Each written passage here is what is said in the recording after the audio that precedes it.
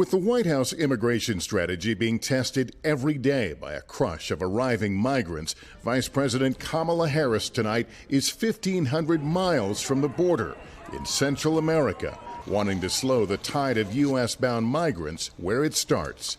The President and I discussed a fundamental belief that most people don't want to leave home. Vice President Harris meeting with Guatemalan President Alejandro Giammattei. More unaccompanied migrant children come to the U.S. from Guatemala than anywhere else. The Vice President with this message to those thinking about making the trip. Do not come. We, as one of our priorities, will discourage illegal migration.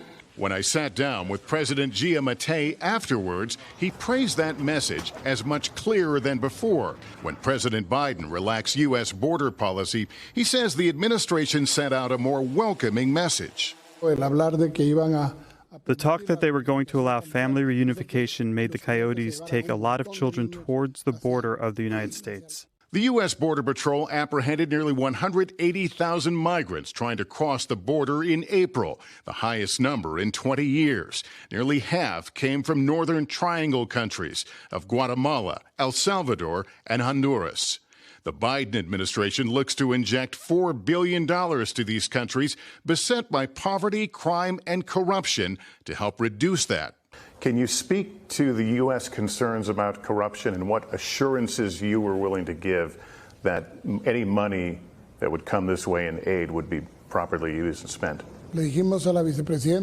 I told the Vice President that we did not want one single U.S. dollar from the United States to be given to the government of Guatemala. We ask they use international organizations like the World Food Program. The U.S. has invested over $1.5 billion in aid to Guatemala over the past decade, only to see social conditions worsen and the pace of migration quicken. Harris hopes to reverse that, coming here armed with pledges from a dozen major companies, including Microsoft, MasterCard, and Chobani, to invest in the region. The head of Guatemala's Chamber of Exporters says it's a significant step.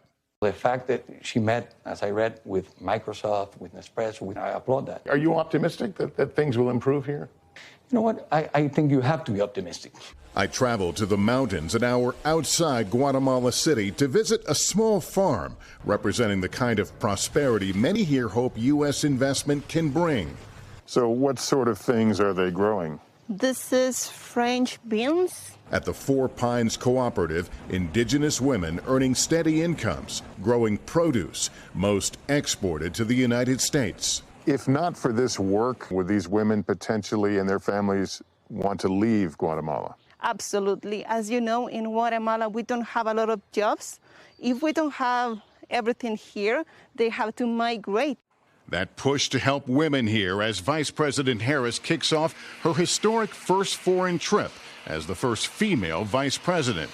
With pressure mounting at the border, the administration in search of a way to help people of this region find a better life right at home. I'm honored to represent my country here in Guatemala. Let's pave a path where we create an opportunity for others to become the first in their family or their community to do those things that perhaps others didn't think they were capable of.